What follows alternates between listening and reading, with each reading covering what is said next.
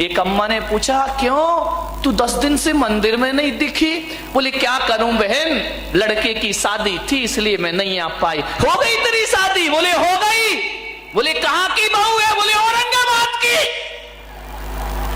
बोले औरंगाबाद की? बोले हाँ। बोले कितना मिला है? अब तुझे क्या लेना देना कितना मिला है, वो जाने उसकी बहू जाने, तेरी छाती काहे को चल रही है?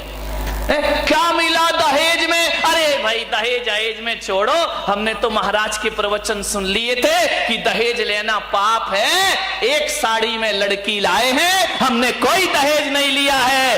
अरे अम्मा ने माथा फोड़ा मंदिर में। बोली धत तेरे की, तू भी महाराजों की बातों में लग गई। उनके तो ना आगे कोई ना पीछे कोई, तेरी तो गृहस्थी लगी है। 1 घंटे के प्रवचन में हीरा सा बेटा फ्री में बेच दिया।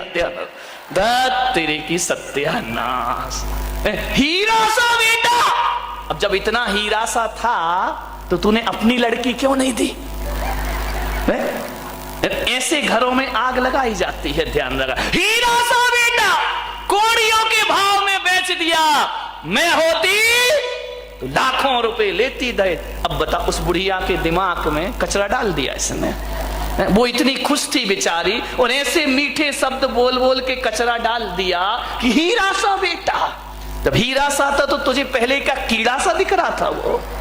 ध्यान रखिए, मत उजाड़ो किसी के घर। ध्यान रखिए, घरों को बसाइए, किसी के घरों को बर्बाद मत करिए। आओ, ये इंसान एक मंदिर के समान हुआ करता है, और ये धरती उस तीर्थ स्थान के समान हुआ करती है जहां हम लोग रहा करते हैं। मान्यवर, एक तीर्थ जैसा वातावरण बनाइए, जीवन स्वर्ग हो जाएगा आपका। किसी के घरों को बर्बाद मत करो। तुम्हें क्या लेना देना दहेज मिले नहीं मिले। आजकल मंदिरों में ये पद्म पुराण नहीं पढ़ती, बुढ़िया पुराण ज्यादा पढ़ती हैं। पुराण तो खुला ही रहता है, रामायण दूसरी चलती रहती है। पता चला इतनी देर मंदिर में क्या? बोले स्वाध्याय कर रही थी। अब तुम्हारे स्वाध्याय में बकवास के सिवा होता क्या है? बोलो निंदा पुराण है और कुछ नहीं है। 2 लाइन पढ़ते हो, घंटा भर बुराइयां करते हो। इसकी बुराई उसकी बुराई, और कोई नहीं मिला तो बुलक सागर आए, इनकी बुराई कर लो थोड़ी सी। ध्यान रखिए, मुझे समझ ही नहीं आता। ये धर्म ध्यान है, ये स्वाध्याय है। 4 बैठ करके रामायण शुरू कर देती हैं अपनी, वो ऐसे वो वैसे वो ऐसा। अरे मैंने एक महिला बड़ी बुराई कर रही थी मंदिर में बड़ी जोर जोर से, ये महाराज वैसे वो महाराज वैसे, उसकी बहू ऐसी उसका बेटा ऐसा। अरे तो मैंने कहा इधर आ, ये कर क्या रही है? बोले क्या कर रहे हैं? धर्म ध्यान कर रहे हैं। मैंने कहा ये धर्म ध्यान हो रहा है, एक दूसरे की बुराइयां कर रही हो, एक दूसरे महाराजों की बुराइयां निंदा कर, ये धर्म ध्यान है तुम्हारा? बोली महाराज जो आपने सिखाया वही तो कर रहे। मैंने कहा मैंने क्या सिखाया? बोले आपने तो कहा था कि रोज आलोचना पाठ पढ़ा करो। मैंने कहा कमाल है, धन्य है भाई, ये आलोचना पाठ चल रहा मंदिर में। मैंने कहा था अपनी आलोचना करना, तू मेरी आलोचना करने लगी। जय हो, विचार कर। ये बुढ़िया पुराण, इससे कोई कल्याण होने वाला नहीं है। ये ग्रंथ आचार्यों ने लिखे थे अपने कल्याण के लिए, तुम लग गई जगत के कल्याण के लिए।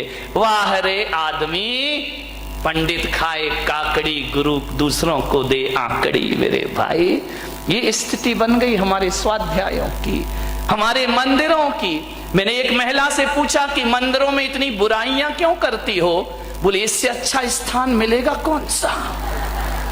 लोग धार्मिक भी समझते हैं और अपना काम भी हो जाता है। ज्यादा रखिए, मान्यवर, मंदिरों को अपवित्र मत करिए।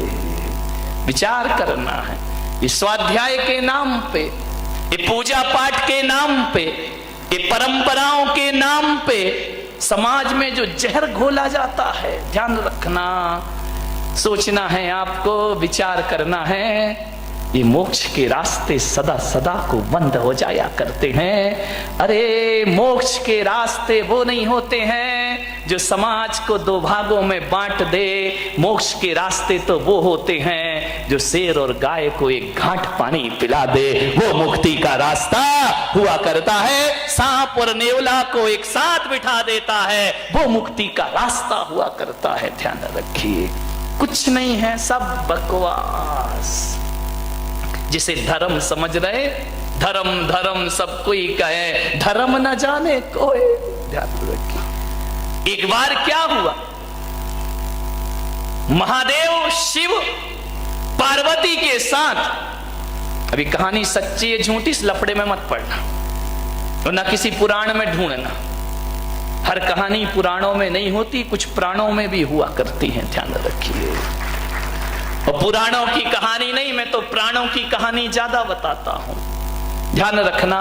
पुराणों की कहानी तो इधर से सुनते हो, इधर से निकाल देते हो, लेकिन जब मैं प्राण की कहानी बोलता हूं तो तुम्हारे प्राण तक पहुंच जाया करती है, ध्यान रखिए। ये कहानी प्राणों की है।